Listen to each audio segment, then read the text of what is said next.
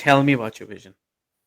Well, my vision is very simple, which is to address and find a new way to solve a very vexing problem that every entrepreneur and business leader and CEO has, which is what do I do on Monday morning at 8 o'clock to grow my business? And the reason I am focusing on growth is because that's the only way to create value. If your business is not growing faster than your competition, then you're losing market share and you're on the path to become irrelevant. And so you have to grow faster than your competition. That's the only way that I know of to create real sustainable value. And then the question is, well, what do I do on Monday morning at 8 o'clock to grow my business? Very simple question, but really hard to answer. Hmm, that's awesome. Thank you for sharing that. Philippe, where did this vision and the question, like, hey, what do I do on a Monday morning to grow my business, come from?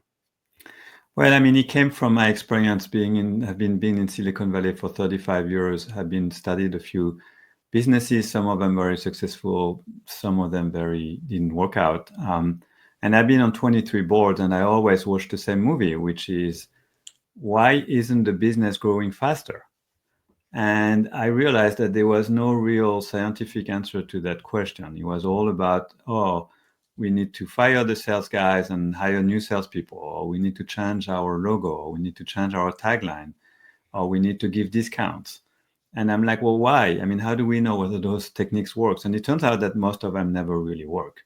And the reason is because they are not fundamentally addressing the core issue, which is responsible for the lack of growth. And that issue is always the same thing and can be summarized in one single word, which is alignment.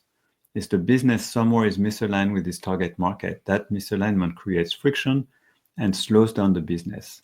And the question then is, where is the misalignment coming from and how do we address it?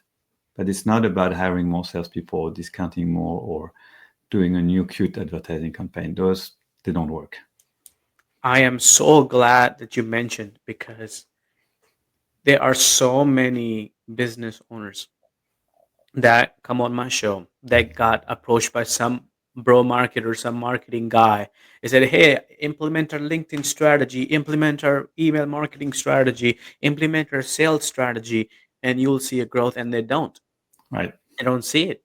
And if LeBron James implemented or Patrick Mahomes implemented those strategies, it might work for them because they're Right. LeBron James. Right.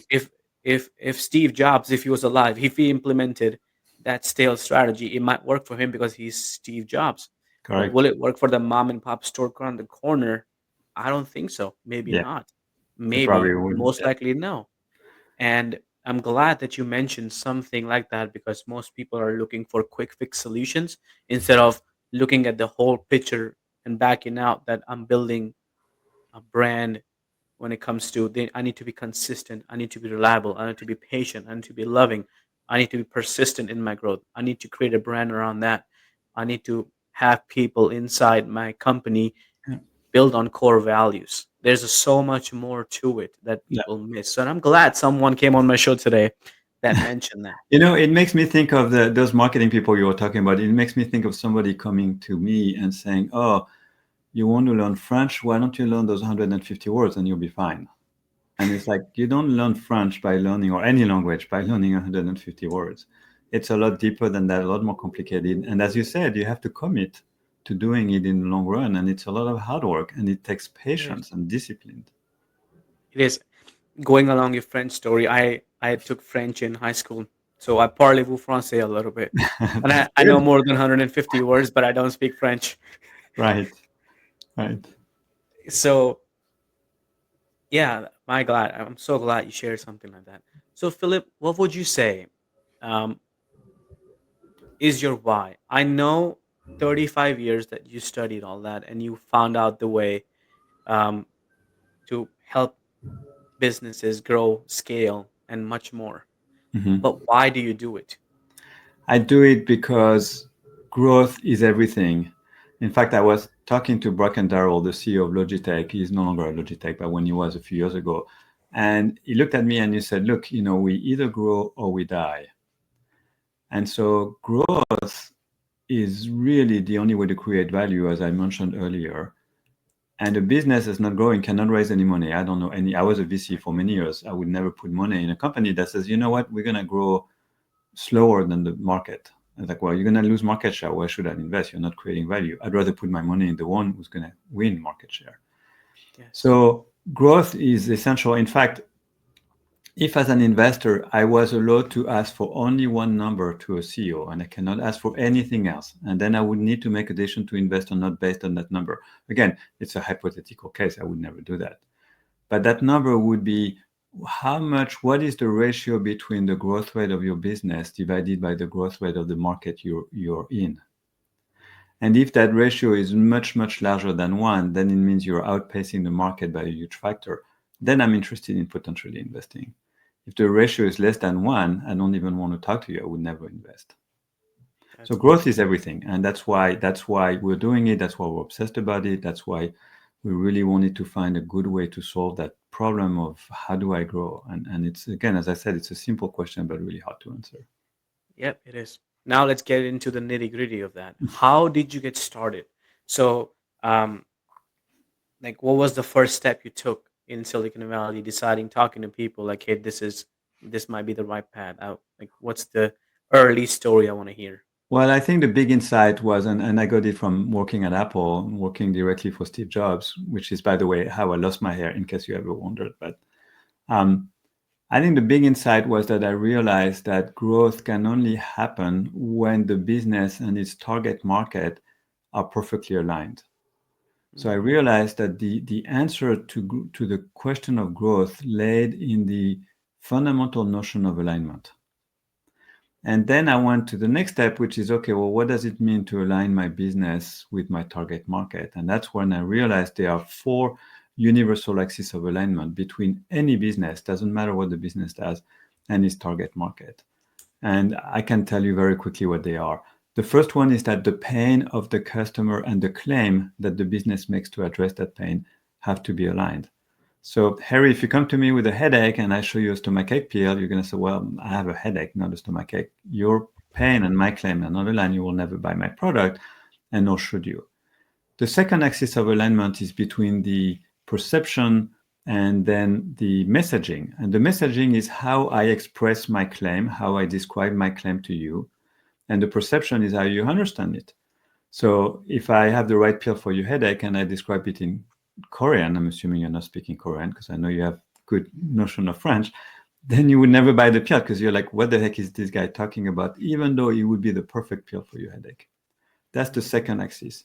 The third one is the way customers want to buy the product and the way the product is sold in the marketplace have to be aligned. So if I said, Harry, I've got the exact pill for your headache. It will cost 99 cents. It'll be gone in 20 minutes, but you have to fly to San Francisco Bay Area to get it. You're like, well, wait a minute. I'm in Texas. I'm not too far from Austin or San Antonio. Why can't I just walk to the pharmacy there and buy the pill? So mm, that's the frictionless process by which the product or the service is acquired. Once I made the decision I want to buy it, then what do I need to do to actually buy it?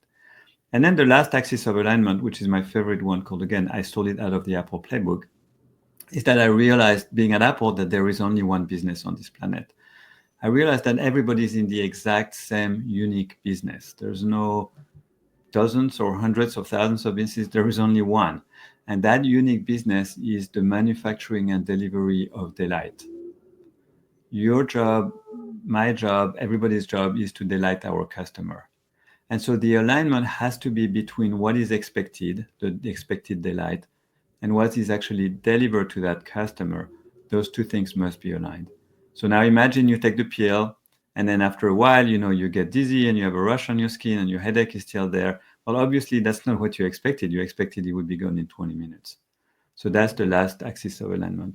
So if you align your business perfectly along those four axes, you will grow as much as you can within your target market. And again, the four axes is that the claim that you're making and the pain of your customer is the same, that your message, which is how you express your claim, and the perception, which is how it's understood, have to be aligned. And then your way to sell your product or services in the marketplace is aligned with the way your customers want to buy. And then finally, that what you deliver to them is actually aligned with the expected delight. And that was, and those four axis of alignment are universal. They apply to any business, regardless of its size, its location, or what it does. They are truly universal. Thank you for sharing that with us. That was very, very impactful to me. Um, Pain perception, need of buy, way of buying, and delight. Hmm. Um, I took notes on that, and I'm sure when I read your book, it'll be more I'll gain from it. Um, I want to shift gears a little bit on this, and I Hmm. want to go towards the other aspect of a business is not what you do, but who you are, and that's the leader part.